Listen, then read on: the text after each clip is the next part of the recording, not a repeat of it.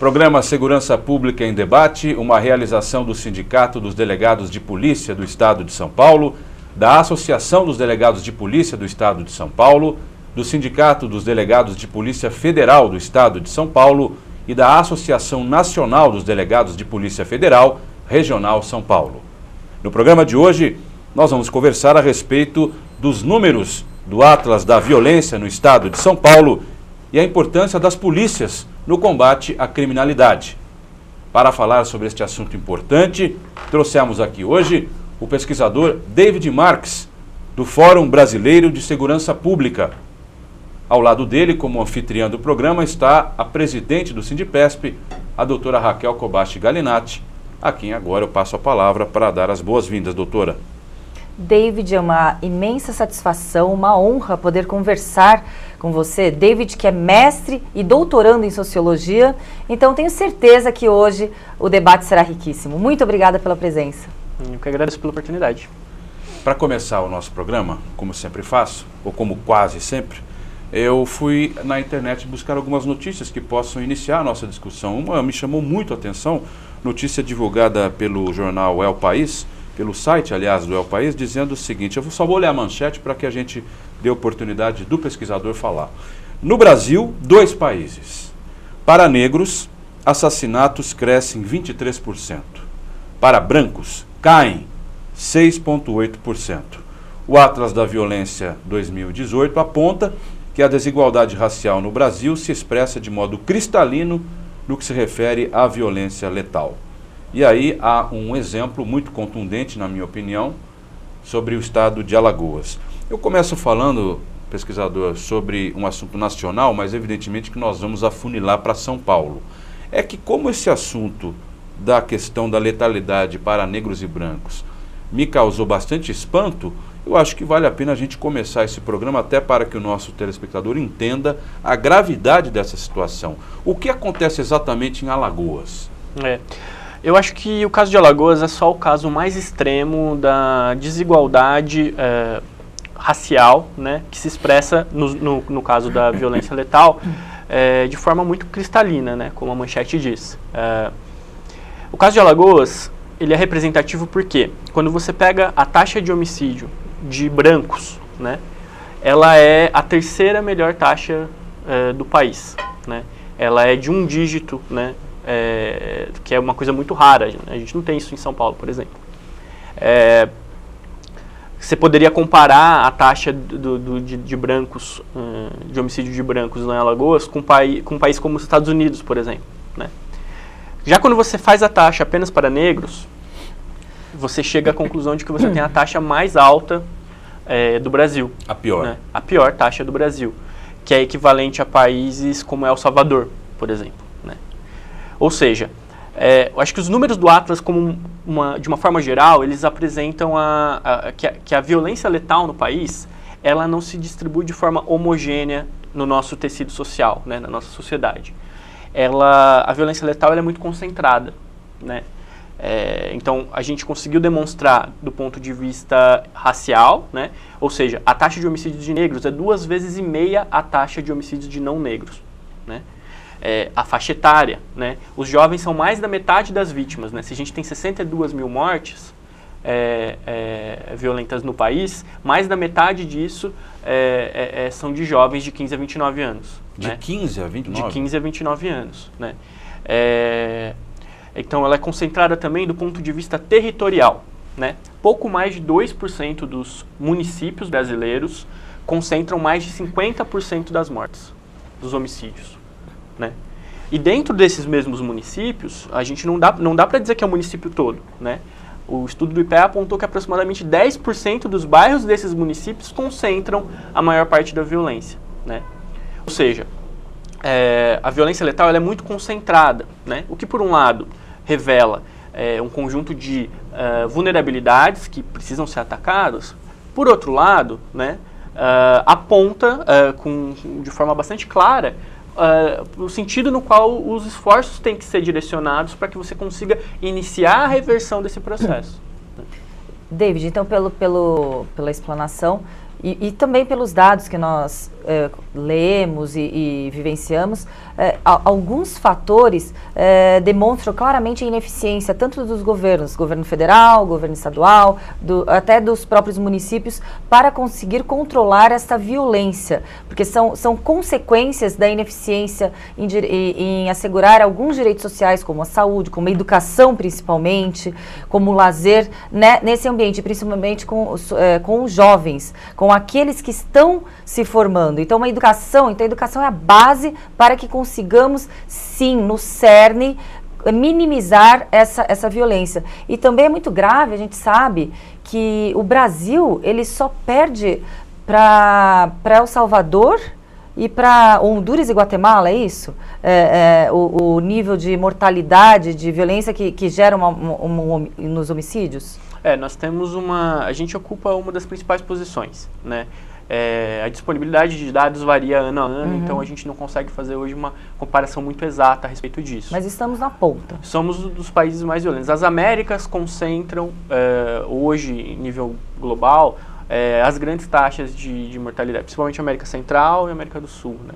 Apesar de alguns bons exemplos de redução, como o caso da Colômbia, por exemplo. Então, na América do Sul, o pior país... o país mais violento, em que se mais morre em decorrência da violência e a criminalidade, é o Brasil. Não, é a Venezuela. A Venezuela está pior que o Brasil. A Venezuela tem uma situação também muito particular, muito diferente da nossa, né? Acho que toda a questão com relação a essa concentração regional da violência tem a ver um pouco, assim, como que a gente, Brasil, com o tamanho que a gente tem, né? Com o nosso potencial econômico, né, com o tamanho do Estado que a gente tem e a organização do Estado que a gente tem, pode ter taxas comparáveis a países que enfrentam, né, sérias crises, como o caso da Venezuela ou El Salvador, países muito menores que têm são muito mais pobres do que a gente, ou seja, tem uma estrutura estatal também bastante diferente da nossa.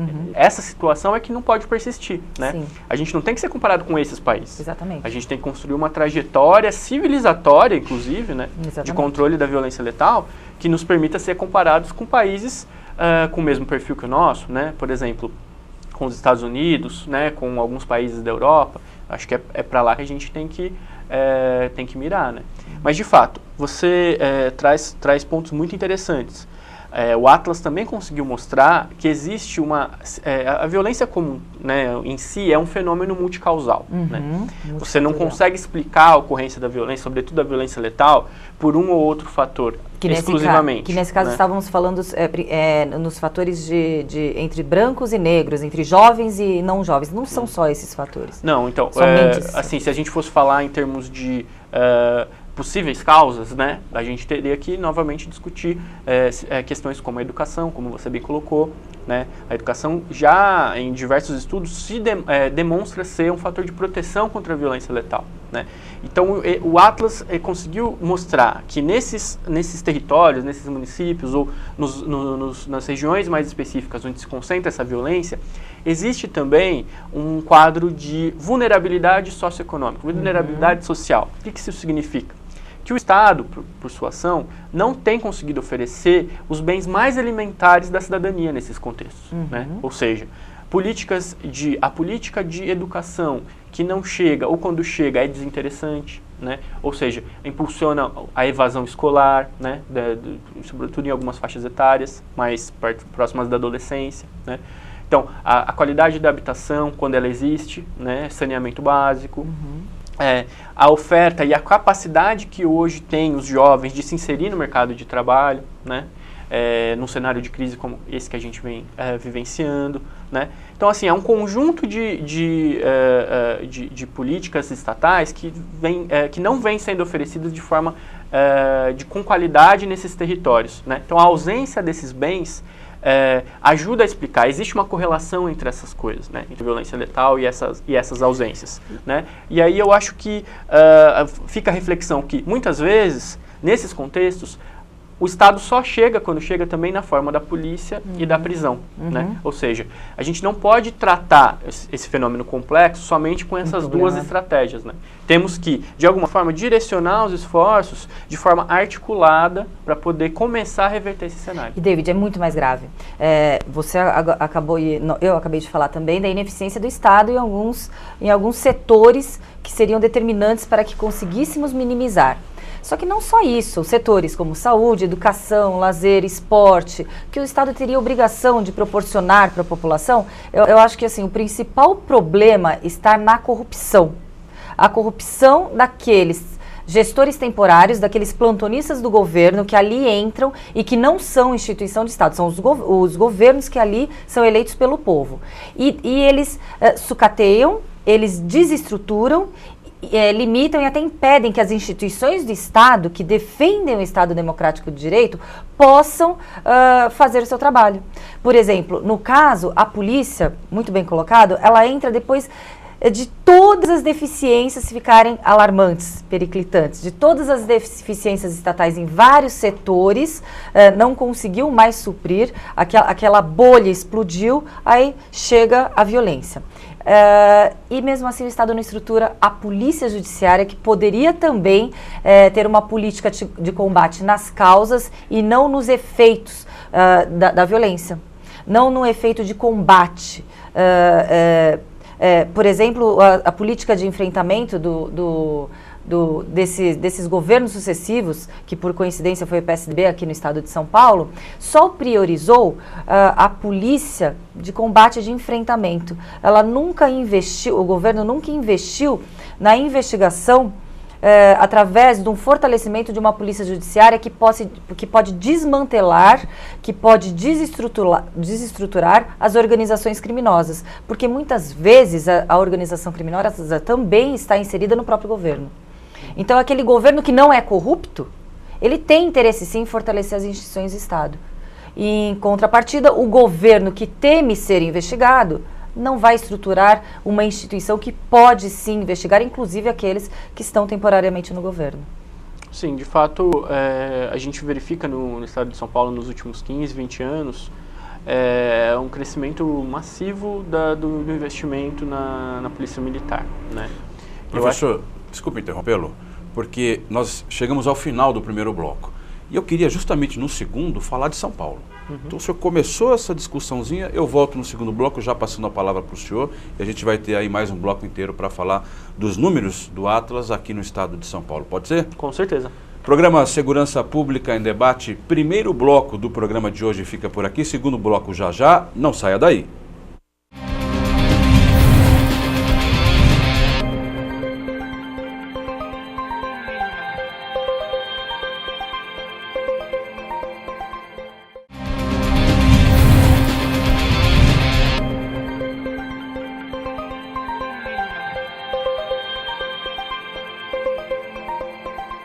Programa Segurança Pública em Debate, segundo bloco do programa de hoje, em que estamos conversando a respeito dos números do Atlas da Violência no país e no estado de São Paulo e a importância das polícias no combate da criminalidade. Temos aqui hoje o professor, pesquisador, aliás, do Fórum Brasileiro de Segurança Pública, David Marques, e a nossa anfitriã, a doutora Raquel Kobayashi Galinatti, presidente do Sindipesp.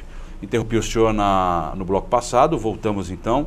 O senhor falava que realmente o Fórum detectou realmente um investimento grande na polícia de enfrentamento no estado de São Paulo. Eu queria que o senhor continuasse daí e vamos falar também sobre os números em São Paulo.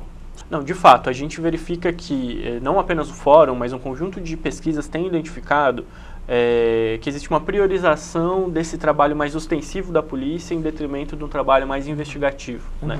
Isso é verdade para São Paulo, mas é verdade também para um conjunto de outros estados. Dá para dizer, inclusive, que essa é a tônica, na verdade, da forma como se organiza a segurança pública no país. Né?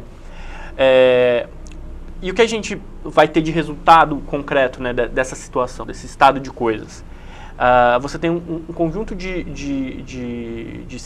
um sistema prisional altamente inflacionado, né? É uma situação de hiperencarceramento que a gente verifica atualmente. Pelos indicadores de cobrança de produtividade. Pode, inclusive, ser relacionado com isso, né? Então, assim, uma necessidade de você cumprir um conjunto de prisões para poder justificar uma determinada meta, uma determinada bonificação, né? Então, quando a gente vai olhar para o sistema prisional, que é onde vai ter, de uma forma bastante clara, o resultado do trabalho policial, você vai verificar, na verdade, que existe um sistema muito maior do que a gente tem capacidade de oferecer. Então, assim, não existe capacidade de fazer o cumprimento digno da pena de prisão hoje no país, porque não tem vaga suficiente para isso, né? Então, e você vai olhar o perfil dos presos, a gente vai encontrar que mais de 30% são presos por crimes relacionados a drogas. Né? Tráfico. Muitas vezes pode ser enquadrado como tráfico, mas muitas vezes a quantidade de drogas ela é pequena, você não tem a presença de uma arma de fogo ou a utilização de violência, e esses são o perfil dos jovens que está ocupando, se não ocupavam quando são presos, posições muito determinantes nas dinâmicas criminais, a partir da sua institucionalização, da sua prisão, vão ter sim a oportunidade de se inserir de forma mais determinante, mais definitiva nessas dinâmicas criminais, né? Ou seja, o sistema da forma como ele está organizado hoje, ele é altamente criminógeno nesse sentido, né? Por quê? Justamente as péssimas condições de cumprimento de pena, né? Essa situação de hiperencarceramento, né? Possibilita então o surgimento de organizações criminosas que daí mais tarde vão, como aconteceu aqui no estado de São Paulo, desenvolver seus negócios também do lado de fora dos presídios, né? Então, se a gente teve aqui no estado de São Paulo, num determinado momento, sobretudo anos 80 e 90, um cenário de altíssimas taxas de violência, o Jardim Ângela sendo colocado como case internacional de lugar mais violento do país, e você verifica uma redução dessa violência a partir dos anos 2000 e hoje temos a menor taxa de homicídios, isso tem muito a ver também, se por um lado tem a ver com investimentos na política de segurança, por outro lado tem a ver, e alguns estudos têm discutido essa hipótese, com a questão de você ter um monopólio por parte de apenas uma organização das dinâmicas criminais, né? Impedindo que, né, nesses contextos, você tenha a utilização da violência, do homicídio como forma de resolução de conflitos, né? Então, se isso é verdade aqui em São Paulo, quando essa organização vai se expandir em direção a outros estados, vai produzir cenários de competição, né, e de rivalidade com grupos locais ou com outros grupos de atuação nacional por rotas interestaduais, né, por rotas transnacionais de tráfico de drogas e armas, produzindo altas taxas de homicídio que a gente verifica hoje em estados, por exemplo, no Nordeste e no Norte do país, né? Mas é muito interessante realmente essa política totalmente equivocada que os governos, aqui nós estamos falando no governo do estado de São Paulo, eles colocam tentando resolver o problema da criminalidade e do combate ao crime organizado de uma forma totalmente equivocada. Falando em índices, realmente esses índices de eficiência impostos aos policiais, eles são índices que impõem sim uma produção, uma proliferação de prisões. Pasmem, esse índice também é colocado para a Polícia Civil. Um índice totalmente equivocado para a atividade fim da Polícia Judiciária. A Polícia Civil, qual é a função da Polícia Civil? A função da Polícia Civil não é prender, nós não trabalhamos para prender. A polícia, dentro do Estado Democrático de Direito, trabalha para buscar, para a obtenção de provas para a verdade possível do fato, sendo aquele suposto indiciado ou suposto o principal suspeito, ele pode ou não ter cometido aquele crime. E esses índices de produtividade fazem com que a todo custo haja prisão. Isso desvirtua a atividade fim da Polícia Judiciária. Então os governos, de forma equivocadas, eles colocam esse sistema para solucionar erros através de outros erros e erros sucessivos. E aí o que estamos vivenciando é essa total insegurança da população aqui, não só do estado de São Paulo, estamos falando do estado de São Paulo, uma total insegurança. A Polícia Civil, ela pode sim combater a criminalidade, ela tem o know-how sim, todo o conhecimento científico, técnico, doutrinário, na prática, para combater a criminalidade. Só que hoje nós estamos limitados e impedidos de poder exercer a nossa função constitucional. Por que eu digo isso? Porque o Estado não nos dá estrutura para que combatamos o crime. Uhum.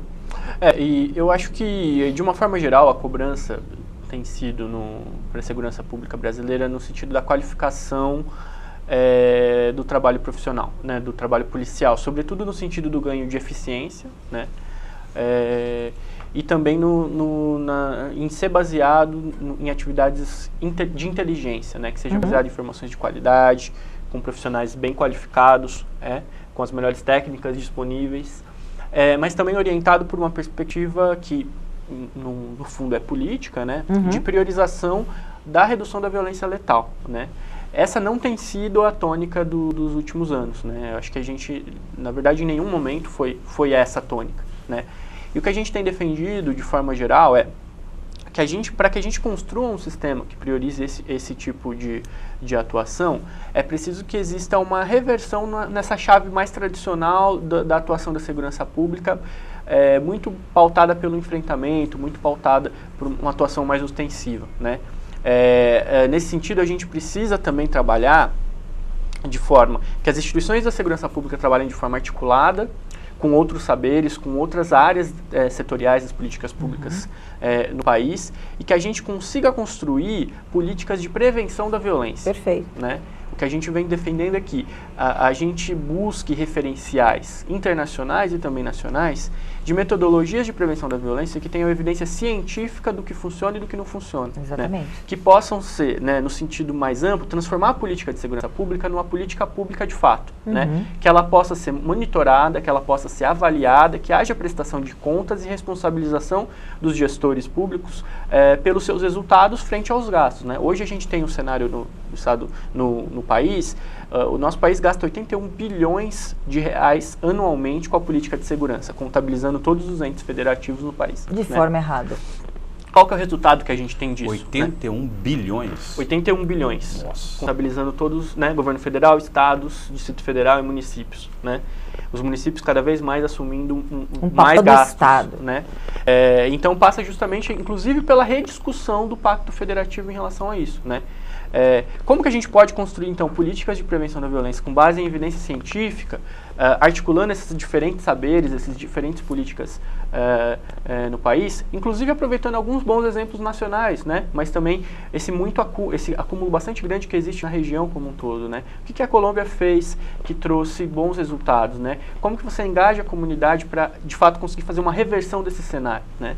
Ou seja, o que a gente precisa para começar a fazer essa reversão é, de fato, ter prioridade política na questão da redução da violência letal. E, para isso, fazer toda uma rediscussão dos investimentos, das tarefas, das métricas pelas quais o trabalho policial vai ser avaliado, né? E para que a gente consiga ter um trabalho policial com mais inteligência no lugar do enfrentamento. Né? Na sua opinião, ou na opinião do Fórum, por que houve essa predileção dos governantes nos últimos anos em investir numa polícia mais ostensiva e não na de inteligência? Isso é muito difícil de avaliar. Eu acredito que cada um dos períodos vai ter uma justificativa diferente. Né? O que acontece a gente tem tradicionalmente uma política de segurança ineficiente. Né? Desde os anos 60, mas com muita força a partir dos anos 70, você vê o crescimento vertiginoso da violência no país. Né?